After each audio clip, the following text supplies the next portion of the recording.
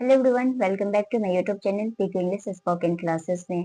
तो आज से मैं आप लोगों के लिए इंग्लिश ग्रामर का बिल्कुल ही बेसिक लेवल से स्टार्ट करने के लिए जा रही हूँ। अगर आप किसी भी एक कॉम्पिटिटिव एग्जाम की तैयारी कर रहे हैं या आप इंग्लिश सीखना चाहते हैं तो आप बिल्कुल ही सही वीडियो को चुने हैं। ये वीडियो आप लोगों की के लिए बहुत ही काफी वरदान साबित होने वाली है।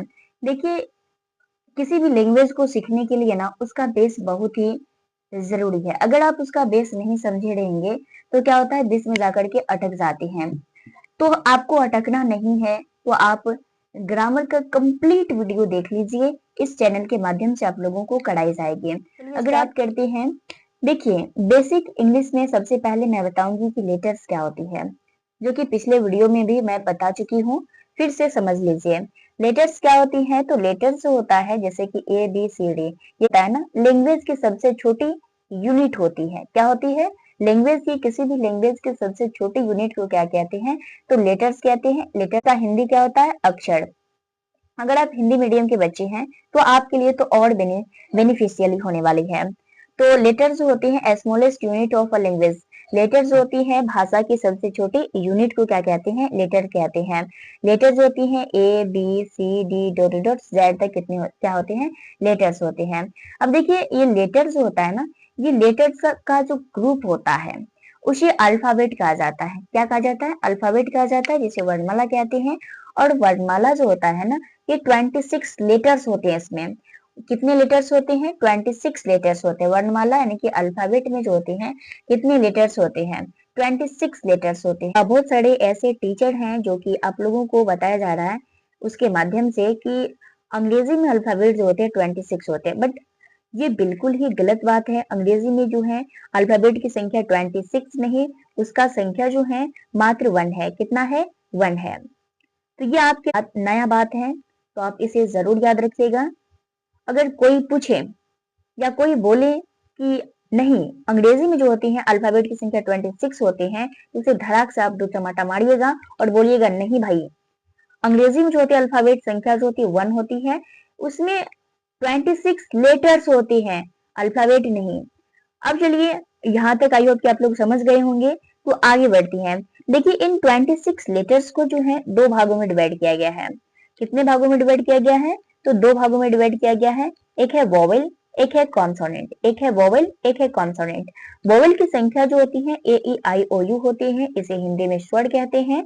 और कॉन्सोनेंट, कॉन्सोनेंट जो होती है बाद बाकी 5 को छोड़कर, ए ई आई ओ यू 5 को छोड़कर जितने भी बचे हैं 21, वो सभी की सभी क्या है? वो सभी की सभी कॉन्सोनेंट है।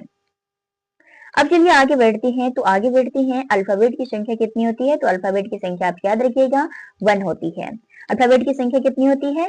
1 होती है।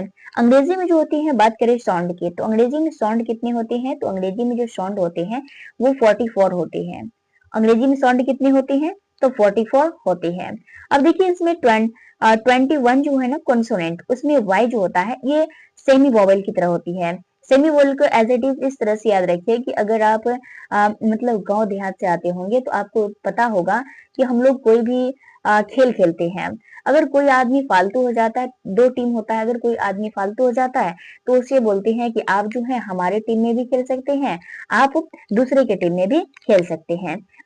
इसे ही हम सेमी वोवेल कह सकते हैं। यहाँ पे वह होगा सेमी वोवेल कहते हैं। अब चलिए देखिए, अब चलते हैं वर्ड पे। वर्ड क्या होता है? तो लेटर से मिलकर के वर्ड बने होते हैं, शब्द बने होते हैं। आप पहले से जानते हैं ये सब बातें। तो ये क्या होता है? A word is a group of letter given some meaning. Hindi में भी मैं आप लोगों के लिए लिख कर लाई हूँ। देखिए, शब्द जो होता है ना, लेटर का ग्रुप होता है। A word is a group, क्या है? लेटर, शब्द लेटर का ग्रुप होता है। Of letter given some meaning, जिसका अपना कुछ अर्थ होता है। जिसका अपना कुछ अर्थ होता है उसे क्या कहते हैं? लेटर्स कहते हैं। जैसे कि, जैसे ध्यान से समझिए, यहाँ से और क्लास में पृष्ठ भरने वाली है, तो आप लोग इस वीडियो को देखते रहिए। अब देखिए, डॉग, डॉग क्या है? इसका कुछ मीनिंग निकला। डॉग, डॉग मतलब क्या होता है? कुत्ता। क्या होता है? कुत्ता। अगर आप इसे बोले ओ जी डी, इसका कोई अर्थ नहीं निकला। ओजडी, इसका कोई अर्थ नहीं निकला। तो ये शब्द नहीं होता है। तो हम इसको अरेंज करके लिखे हैं, देखिए, a word is a group, क्या है, तो a word is a group of letter giving some meaning, मतलब उसका कुछ अर्थ भी निकलना चाहिए। वैसे हम किसी को शब्द नहीं बोलेंगे, जैसे कि डॉग, डॉग मतलब कुत्ता होता है, पेन, पेन मतलब कलम होते हैं, मैंगो मतलब आम। अगर इसे उलट पुलट करके कैसे लिख दें तो उसे हम वर्ड नहीं कहेंगे, लेकिन उसका कुछ अगर मीनिंग निकल जाता है, अर्थ निकल जाता है, हिंदी बन जाता है, तो हम उसे वर्ड कह सकते हैं, अन्यथा हम उसे वर्ड नहीं कहेंगे। समझे? हाँ, तो चलिए अब आगे बढ़ते हैं, सेंटेंस क्या होती है। सेंटेंस क्या होती है, ये बेसिक बेसिक बातें हैं। अब आगे ट्विस्ट आने वाली है क्लास में। अब देखिए, वाक्यांश क्या है कि group of word is called sentence but giving some meaning, मतलब शब्दों का समूह वाक्य कहलाती है। शब्दों का समूह क्या कहलाती है? वाक्य कहलाती है, लेकिन इसका कुछ मीनिंग होता है। लेकिन उसका कुछ क्या है? मीनिंग होता है। देखिए, जैसे कि इसका कुछ मीनिंग होता है, जैसे कि I want to go to school, I want to go to school, मैं स्कूल जाना चाहती हूँ। लड़की रहे तो चाहती हूँ, अगर लड़का रहे तो वो बोल सकता है I want to go to school, मतलब मैं स्कूल जाना चाहता हूँ। अगर इसे उलट पुलट करके दें, जैसे कि आई गो टू टू स्कूल कर दे, तो इसका कुछ मीनिंग नहीं निकलता है, तो ये जो है सेंटेंस नहीं कहलाएंगे, ये सेंटेंस नहीं कहलाएंगे। देखिए, आगे सेंटेंस है कि I want to buy a car, मैं कार खरीदना चाहती हूँ। लड़की रहे तो लड़का रहे तो कार खरीदना चाहता हूँ। I want to buy a car, मैं कार खरीदना चाहती हूँ। You want to become a doctor, मैं I want to become a doctor, मैं डॉक्टर बनना चाहती हूँ। दिस इज अ पेन, यह एक पेन है, यह एक कलम है। तो इसका कुछ ना कुछ अर्थ निकला, इसी जिसके वजह से ये क्या हुआ, सेंटेंस हुआ। अब चलते हैं, देखिए पार्ट ऑफ स्पीच क्या होती है। अब आगे चलते हैं, पार्ट ऑफ स्पीच, यहाँ से ग्रामर स्टार्ट होती है दोस्तों। अब देखिए, पार्ट ऑफ स्पीच होता है ना, शब्द के भेद, इसे कहते हैं शब्द भेद। पार्ट ऑफ स्पीच का हिंदी क्या होता है, यहाँ पे पी छूट गया है, यहाँ पे पी होना चाहिए। तो पार्ट्स ऑफ स्पीच, इसका जो हिंदी होता है वो शब्द भेद होते हैं। इसका हिंदी क्या होता है, शब्द भेद होते हैं। अब देखिए, इसका जो अर्थ होता है ना, वाक्यांश या पद होते हैं। इसका अर्थ क्या होता है, वाक्यांश या पद होते हैं। अब इंग्लिश में देखिए, अब इसे समझिए और हिंदी में भी समझाती हूँ मैं, ध्यान से समझिए।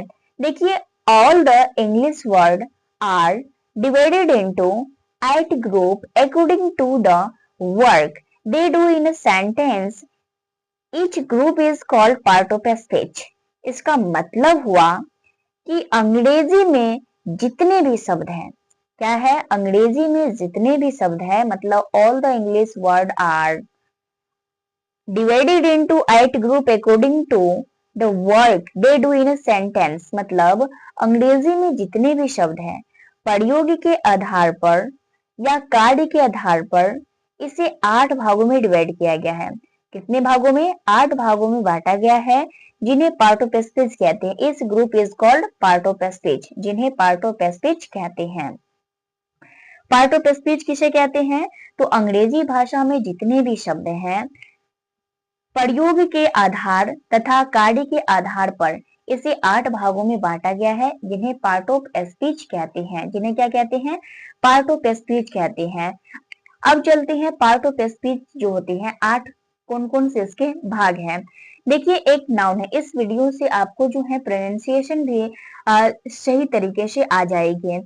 बहुत सारे ऐसे व्यक्ति हैं जिसका प्रोनाउंसिएशन बहुत ही गलत होता है, जानते सब कुछ है, लेकिन उसका प्रोनाउंसिएशन मतलब अच्छे से वह नहीं प्रोनाउंसिएशन कर पाते हैं। तो इस वीडियो में आपका प्रोनाउंसिएशन भी बेहतर हो जाएगी। तो चलिए देखिए, 8 कौन कौन सा होते हैं। तो नंबर 1 में नाउन, इसे नाउन, नाउन मतलब होता है संज्ञा। इसे बहुत सारे ऐसे व्यक्ति होते हैं, इसे इस तरह से प्रोनाउंसिएशन करते हैं, नॉन। इसे बहुत सारे व्यक्ति किसे कहते हैं, नॉन, बट नॉन नहीं है, ये क्या है, नाउन। बोलिए, नाउन, नाउन मतलब होता है संज्ञा। अब दूसरा है प्रोनाउन, क्या है, प्रोनाउन। बहुत सारे व्यक्ति से क्या बोलते हैं, प्रोनाउंसिएशन क्या करते हैं, प्रोनाउन, प्रोनॉन, प्रोनॉन, लेकिन ये प्रोनोन नहीं है। प्रोनाउन। क्या है? प्रोनाउन, जिसका हिंदी मीनिंग होता है सर्वनाम। अब अगला है नंबर 3, एडजेक्टिव। नंबर 3 क्या है? एडजेक्टिव। एडजेक्टिव मतलब होता है विशेषण। इसे बहुत सारे व्यक्ति भर्व पढ़ते हैं। क्या पढ़ते हैं? भर्व।